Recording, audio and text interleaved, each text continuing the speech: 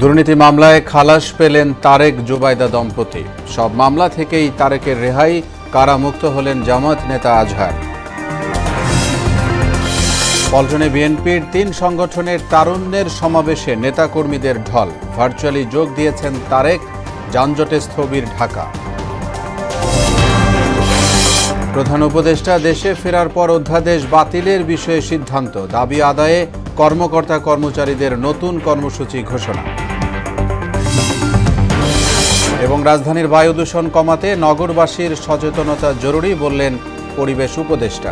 দূষণ রোধে দীর্ঘমেয়াদে কাজ করবে বিশ্বব্যাংক।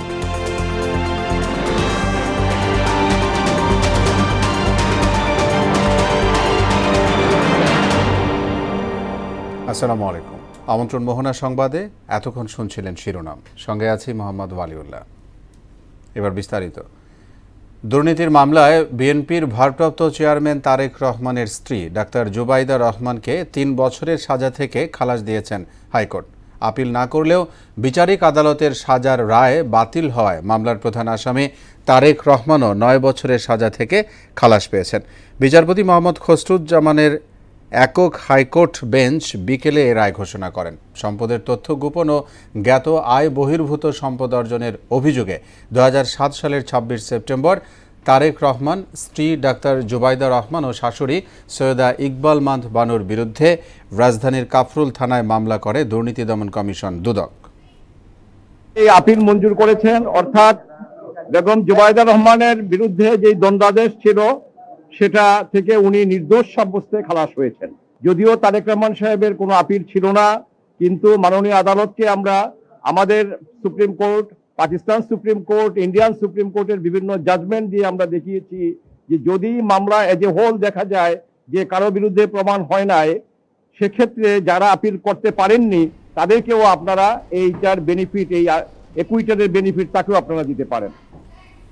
কারামুক্ত হলেন জামায়াত নেতা এটিএম আজহারুল ইসলাম। বাংলাদেশ মেডিকেল বিশ্ববিদ্যালয় হাসপাতালের প্রিজন সেল থেকে বের হয়ে শাহবাগ মোড়ে আয়োজিত এক জনসভায় যোগ দেন তিনি। বলেন, এতদিন ন্যায় বিচার ছিল না, এখন প্রমাণিত হয়েছে তার বিরুদ্ধে সব অভিযোগ মিথ্যা। এ সময় বাংলাদেশ জামাতে ইসলামীর আমির শফিকুর রহমান দেশ ও জাতির স্বার্থে সবাইকে ঐক্যবদ্ধ থাকার আহ্বান জানান। এমআর আসাদের রিপোর্ট।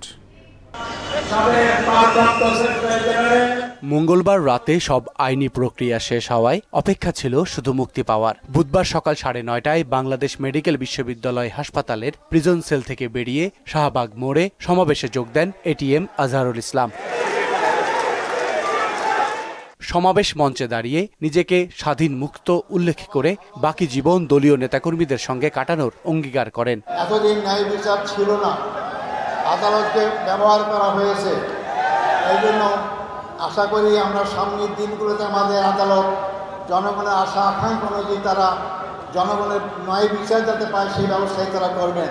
আসুন, এই দেশ আমাদের সবার, এই দেশের মানুষের আশা আকাঙ্ক্ষা, চিন্তা চেতনা, ঐক্য অনুযায়ী এই দেশটাকে ইসলামী সমাজ করার আকাঙ্ক্ষা আমরা সবাই এগিয়ে যেতে পারি। আল্লাহ অবশ্যই আমাদের সাথে থাকবেন ইনশাআল্লাহ। জামায়াত আমির তার বক্তব্যে দেশ ও জাতির স্বার্থে সবাইকে ঐক্যবদ্ধ থাকার আহ্বান জানান। যে মানুষটাকে দীর্ঘ 14টি বছর গাড়ের উপর মৃত্যুদণ্ড দিয়ে যার উপর জুলুম করা হয়েছে, সেই আল্লাহ তাকে বাঁচিয়ে রেখেছেন, সেই মহান রব তাকে আমাদের বুকে ফিরিয়ে দিয়েছেন। আলহামদুলিল্লাহ রাব্বুল আলামিন। আমরা এক থাকব, জাতির প্রয়োজনে এক পথে হাঁটব এবং জাতির প্রয়োজনে সমস্ত ষড়যন্ত্র মোকাবেলা করে সামনে ইনশাআল্লাহ এগিয়ে যাব। সব ষড়যন্ত্র মোকাবেলায় নেতাকর্মীদের জনগণকে সঙ্গে নিয়ে প্রস্তুত থাকার নির্দেশও দেন শফিকুর রহমান। এমআর আসাদ, মোহনা সংবাদ, ঢাকা। তরুণদের রাজনৈতিক ও অর্থনৈতিক অধিকার আদায়ে রাজধানীর নয়াপল্টনে তারুণ্যের সমাবেশের আয়োজন করে বিএনপির ৩ অঙ্গ সংগঠন, যুবদল, স্বেচ্ছাসেবক দল ও ছাত্রদল। সমাবেশে আলোচনায় উঠে আসে ফ্যাসিস্ট আমলে তরুণদের উপর জুলুম নির্যাতনের কথা, ভাত ভোটের অধিকার প্রতিষ্ঠা সহ গণতন্ত্র পুনরুদ্ধারের অঙ্গীকার। তানজিদ ভুঁইয়ার প্রতিবেদন। নয়াপল্টনে বিএনপির কেন্দ্রীয় কার্যালয়ের সামনে তারুণ্যের সমাবেশ শুরুর আগেই সেখানে নেতাকর্মীদের ঢল নামে। তরুণদের রাজনৈতিক ও অর্থনৈতিক মুক্তির স্লোগান সামনে রেখে সমাবেশ স্থলে খণ্ড খণ্ড মিছিল নিয়ে আসতে থাকেন যুবদল, স্বেচ্ছাসেবক দল ও ছাত্রদলের নেতাকর্মীরা। বুধবার বেলা বাড়ার সঙ্গে সঙ্গে নয়াপল্টন এলাকা রূপ নেয় জনসমুদ্রে। রাজধানী ও আশপাশের জেলাসহ বিভিন্ন বিভাগের জেলাগুলো থেকে দলে দলে মিছিল নিয়ে আসতে থাকেন নেতাকর্মীরা। অনেকের হাতে দলীয় পতাকা, ব্যানার, ফেস্টুন। কেউ কেউ আবার নেচে গিয়ে সমাবেশ প্রাঙ্গণ মুখর করে তোলেন। তারুণ্যের রাজনৈতিক অধিকার প্রতিষ্ঠার লক্ষ্যেই আমাদের এই সমাবেশের আয়োজন, এবং আমরা দেশের 4টি বিভাগে এই আয়োজন অলরেডি করেছে। সমাবেশে তরুণদের ভোটের অধিকার প্রতিষ্ঠা ও ফ্যাসিস্ট সরকারের জেল জুলুমের কথা তুলে ধরেন নেতাকর্মীরা। বাংলাদেশের তরুণ যুবকরা চায় ভোট দিতে, ভোটের অধিকার। বাংলাদেশের তরুণ যুবকরা চায় নতুন স্বনির্ভর বাংলাদেশ গড়তে। এদেশের তরুণরা ব্যাপকভাবে উদ্গ্রীব হয়ে আছে, কবে তারা তাদের সেই প্রতিনিধি বেছে নেওয়ার সুযোগ পাবে। তত্ত্বাবধায়ক সরকার আগামী ডিসেম্বরের মধ্যেই নির্বাচন দিয়ে বাংলাদেশের ক্ষমতা তারেক রহমানের হাতে বুঝিয়ে দেবে। তরুণরাই আগামী দিনের ভবিষ্যৎ, তরুণরাই এই দেশ গঠন করবে। ভোটাধিকার প্রতিষ্ঠার জন্য আমরা 16 বছর যাবৎ রাজপথে আন্দোলন করে গিয়েছি। তারুণ্যের বাংলাদেশ প্রতিষ্ঠায় কার্যকর ভূমিকা পালনের অঙ্গীকারও করেন 3 সংগঠনের নেতারা। তরুণদেরকে অধিকারের বিষয়ে সচেতন করা এবং সেই অধিকার আদায়ের লড়াইটা অব্যাহত থাকবে। এই লড়াইটা কোনো রাজনৈতিক দলের না। আমরা তরুণদেরকে শুধু একজন ভোটারই ভাবি না, বরং তাদের চিন্তা ভাবনা, চেতনা, তাদের পরামর্শকে আমলে নিয়ে ভবিষ্যৎ বাংলাদেশ গড়তে চাই। তারুণ্যের রাজনৈতিক এবং অর্থনৈতিক মুক্তির মাধ্যমে দেশের ভোটাধিকার এবং গণতন্ত্র প্রতিষ্ঠা হবে, এমন প্রত্যাশা সবার। তানজিদ ভুইয়া, মোহনা সংবাদ, ঢাকা। এদিকে বড় দুটি রাজনৈতিক দলের সমাবেশকে কেন্দ্র করে রাজধানী জুড়ে সৃষ্টি হয়েছে ব্যাপক যানজট। এতে স্থবির হয়ে পড়ে রাজধানী ঢাকা। রাস্তায় যান চলাচল অনেকটা থেমে যায়। যে কোনো কর্মদিবসে রাজধানীতে সকালের দিকে যানজট বেশি থাকে। সকাল 8টা থেকে 10:30 পর্যন্তই বেশি থাকে সাধারণত। তবে আজ সেই যানজটের মাত্রা অনেক বেশি দেখা যায়, যা বিকেল পর্যন্ত তীব্র আকার ধারণ করে। বিএনপি ও জামাতের পৃথক রাজনৈতিক কর্মসূচির কারণে এই পরিস্থিতি সৃষ্টি হয়। 4 দিনের সরকারি সফরে জাপান পৌঁছেছেন প্রধান উপদেষ্টা অধ্যাপক মোহাম্মদ ইউনূস। বাংলাদেশ সময় সকাল 11:30টার দিকে সেখানে পৌঁছান তিনি। নিক্কেই সম্মেলনে যোগ দেওয়ার কথা থাকলেও দ্বিপক্ষীয় সফর হিসেবে আলাদা গুরুত্ব পাচ্ছে প্রধান উপদেষ্টার এই সফর। দুদেশের মধ্যে 7টি চুক্তি ও সমঝোতা স্মারক সইয়ের সম্ভাবনা রয়েছে। সরকারি চাকরি অধ্যাদেশ বাতিলের দাবি আদায়ে প্রতিদিন 1 ঘণ্টা করে কর্মবিরতি পালন করবেন কর্মকর্তা কর্মচারীরা। দুপুরে এক সংবাদ সম্মেলনে সচিবালয় কর্মকর্তা কর্মচারী ঐক্য ফোরাম এ ঘোষণা দেয়। এর আগে মন্ত্রিপরিষদ সচিবের নেতৃত্বে পর্যালোচনা কমিটির বৈঠক শেষে ভূমি সচিব জানিয়েছেন, প্রধান উপদেষ্টা দেশে ফেরার পর অধ্যাদেশ বাতিলের বিষয়ে সিদ্ধান্ত। আরও জানাচ্ছেন শামীমুজ্জামান চৌধুরী। সরকারি চাকরি অধ্যাদেশ বাতিলের দাবিতে টানা 4 দিন আন্দোলনের পর সরকারের আশ্বাসে একদিনের জন্য আন্দোলন স্থগিত করে সচিবালয় কর্মকর্তা কর্মচারী ঐক্য ফোরাম। আন্দোলন স্থগিতের দিনে মন্ত্রিপরিষদ সচিবের নেতৃত্বে বৈঠকে বসে পর্যালোচনা কমিটি। বৈঠক শেষে কথা বলেন ভূমি সচিব, জানান প্রধান উপদেষ্টা দেশে ফেরার পর পরবর্তী সিদ্ধান্ত আসবে। প্রথম থেকে শেষ পর্যন্ত কি আলোচনা হয়েছে প্রত্যেকে আমরা সেটি স্যারকে জানিয়েছি, যাতে স্যারের সুবিধা হয় মানে পরিবেশটা অ্যানালাইসিস করার জন্য। স্যার জানাবেন প্রধান উপদেষ্টা আসলে তখন এটা তুলবেন আর কি জিনিসটা। এরপরেই বৈঠকে বসে কর্মকর্তা কর্মচারী ঐক্য ফোরাম। বৈঠক শেষে সংবাদ সম্মেলনে ফোরামের 2 কো-চেয়ারম্যান জানান, দাবির বিষয়ে সরকারের সবুজ সংকেত মিলেছে, তবে দাবি পুরো না হওয়া পর্যন্ত বৃহস্পতিবার থেকে 1 ঘণ্টার কর্মবিরতি চলবে। আগামী দিনগুলোতে আমাদের কার্যক্রম অব্যাহত রাখার সিদ্ধান্ত গ্রহণ করেছি। আমরা সচিবালয়ে শুধুমাত্র প্রতিদিন সকাল 10টা থেকে বেলা 11টা পর্যন্ত আমাদের শান্তিপূর্ণ কর্মবিরতি চলতে থাকবে। আমরা কোনো কমপ্লিট কোনো সিদ্ধান্ত পাইনি। আমরা এই ভালো মন্দ কোনো কমেন্টস করতে পারতেছি না, তবে আমাদের প্রধান উপদেষ্টা আসা পর্যন্ত তারা হয়তো আমাদের কিছু নীরবতা পালন করার জন্য বলছে। প্রধান উপদেষ্টা দেশে ফেরার পর সমস্যার সমাধান না হলে আরো কঠোর আন্দোলনের হুঁশিয়ারি দেন কর্মকর্তা কর্মচারী ঐক্য ফোরাম নেতারা। যদি কোনো ভালো কোনো ফলাফল আমরা না পাই, আমাদের আন্দোলন অব্যাহত থাকবে। শামীমুজ্জামান চৌধুরী, মোহনা সংবাদ, ঢাকা। সন্ধ্যা নাগাদ দেশের বিভিন্ন জায়গায় ঝড়ের আভাস দিয়েছে আবহাওয়া অফিস। এরই মধ্যে পটুয়াখালী সহ উপকূলীয় অঞ্চলে সকাল থেকে শুরু হয়েছে গুড়ি গুড়ি বৃষ্টি। পূর্ব দক্ষিণ পূর্ব দিক থেকে ঘন্টায় 12 থেকে 15 কিলোমিটার বেগে বইছে বাতাস। আবহাওয়া দপ্তর জানায়, বঙ্গোপসাগরে সৃষ্ট লঘুচাপ আরও ঘনীভূত হতে পারে। এ কারণে পটুয়াখালী সহ উপকূলীয় এলাকায় 3 নম্বর স্থানীয় সতর্ক সংকেত জারি করা হয়েছে। মাছ ধরার নৌকাগুলোকে পরবর্তী নির্দেশ না দেওয়া পর্যন্ত উপকূলে নিরাপদে থাকতে বলা হয়েছে। রাজধানীর বায়ু দূষণ কমাতে নগরবাসীর মানসিকতা ও জীবনযাত্রার পরিবর্তন জরুরি বলে জানালেন পরিবেশ উপদেষ্টা সৈয়দা রিজওয়ানা হাসান। আর দূষণ কমাতে বিশ্বব্যাংক বাংলাদেশে দীর্ঘমেয়াদে কাজ করতে চায় বলে জানালেন প্রতিষ্ঠানটির ভারপ্রাপ্ত country director Gail S Martin. সকালে রাজধানীতে এক অনুষ্ঠানে এসব কথা বলেন তারা। আরও জানাচ্ছেন উষা ফেরদৌস। সাম্প্রতিক সময়ে রাজধানীর বায়ু দূষণ দুর্যোগপূর্ণ পর্যায়ে পৌঁছেছে। ডব্লিউএইচওর তথ্য মতে বিশ্বজুড়ে বায়ু দূষণে বছরে 42 লাখ মানুষের অকাল মৃত্যু হচ্ছে। এমন পরিস্থিতিতে রাজধানীর খিলগাঁও গার্লস স্কুল অ্যান্ড কলেজে বিশ্বব্যাংকের সহায়তায় আয়োজিত হয় clean air mural painting in Dhaka কর্মসূচি।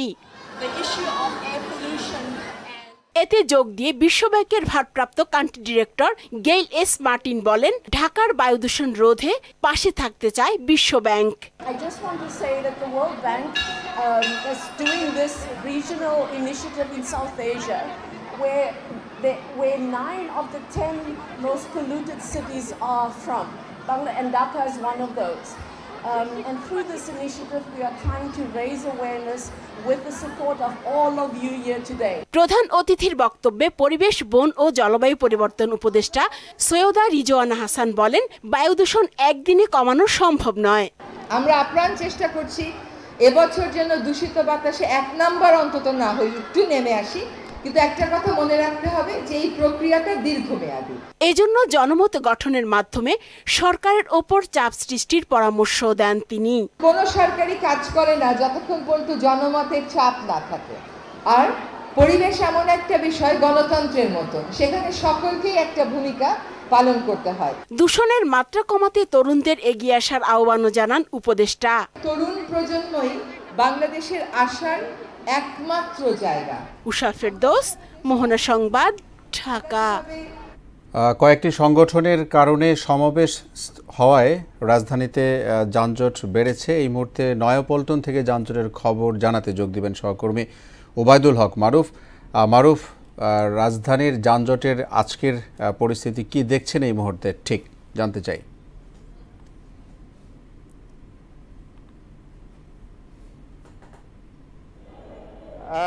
যেমনটা দেখছেন, আমি রয়েছি এখন পল্টনে। রাজধানীর পল্টন এলাকায় বিএনপির যে তারুণ্যের সমাবেশ চলছে, সেই তারুণ্যের সমাবেশকে ঘিরে এইদিকে বেশ যানজট রয়েছে এবং একই সাথে একই দিনে দুইটি রাজনৈতিক দল, বাংলাদেশ জামায়াত ইসলামীর একজন শীর্ষ নেতা এটিএম আজহারের মুক্তির পরবর্তী শুকরানা সমাবেশ শাহবাগে হয়েছিল, সেখানেও এক ধরনের দিনব্যাপী তাকে কেন্দ্র করে এক ধরনের যানজটের সৃষ্টি হয়েছে।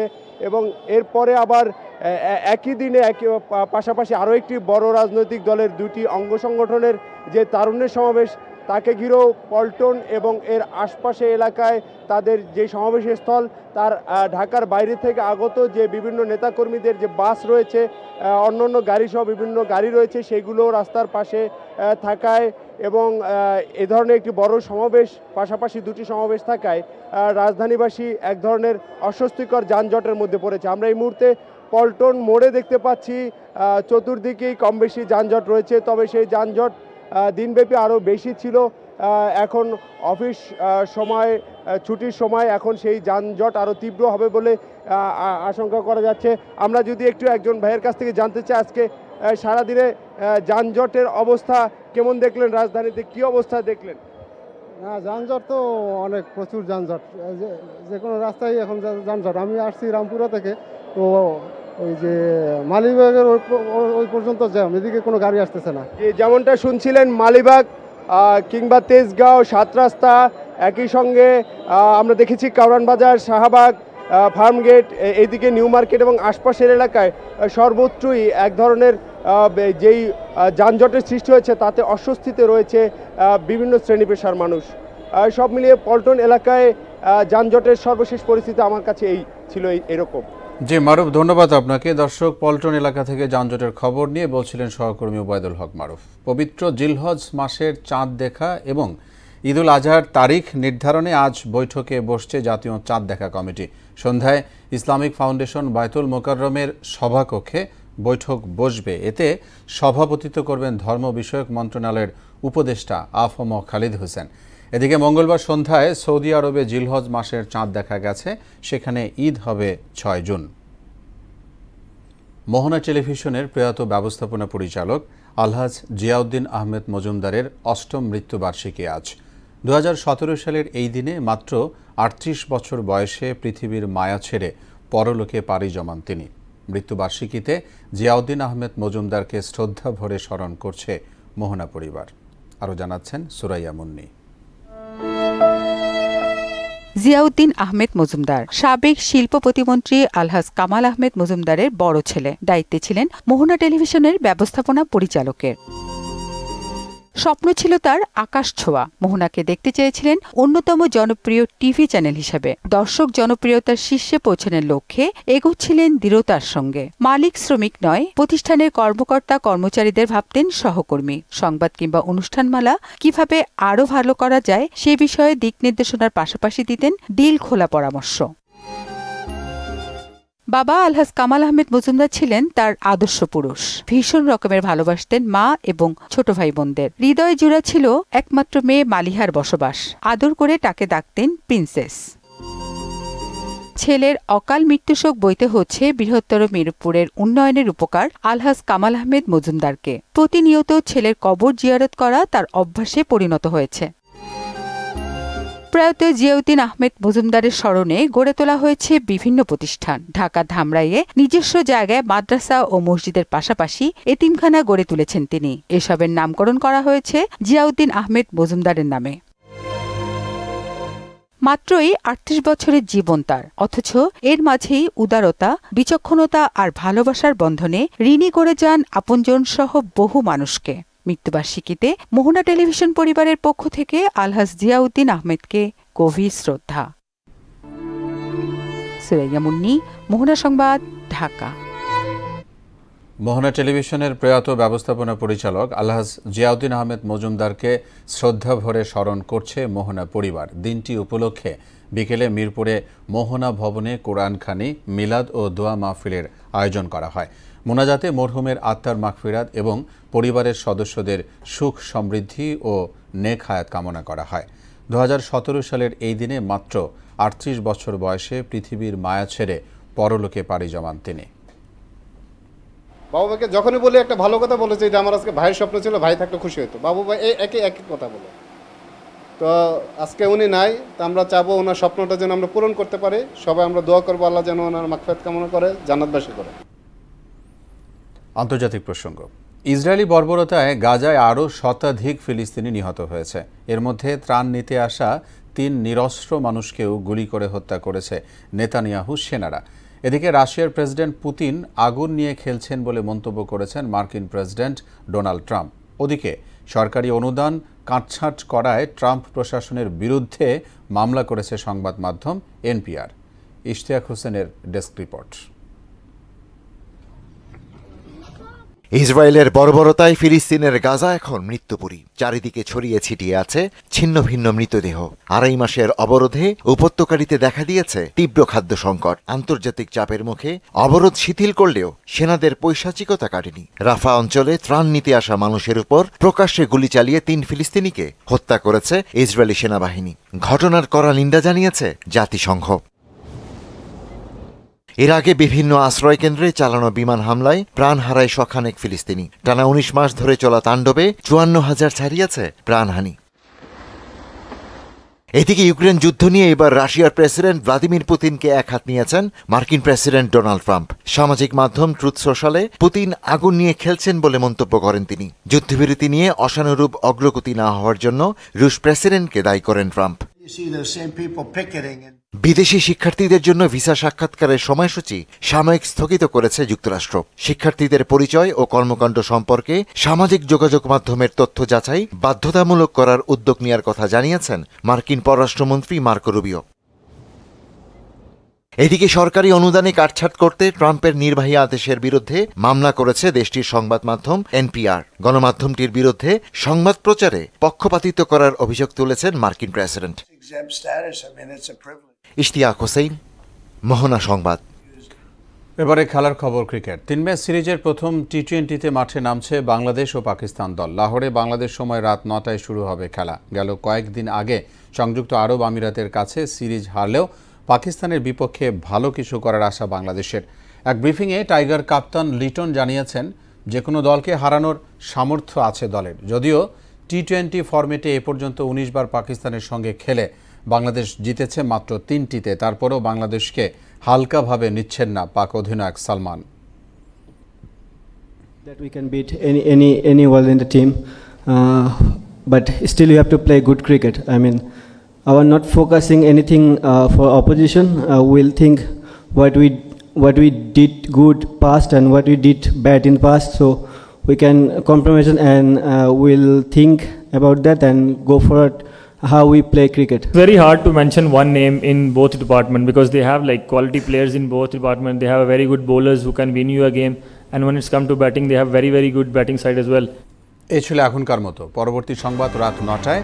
এর আগে সংবাদ এক নজরে দেখবেন সন্ধ্যা 7টায়। মোহনার সবশেষ খবর জানতে ভিজিট করুন www.mohana.tv। সংবাদ দেখতে পারেন ফেসবুক ও ইউটিউবে। এতক্ষণ সঙ্গে থাকায় ধন্যবাদ সবাই।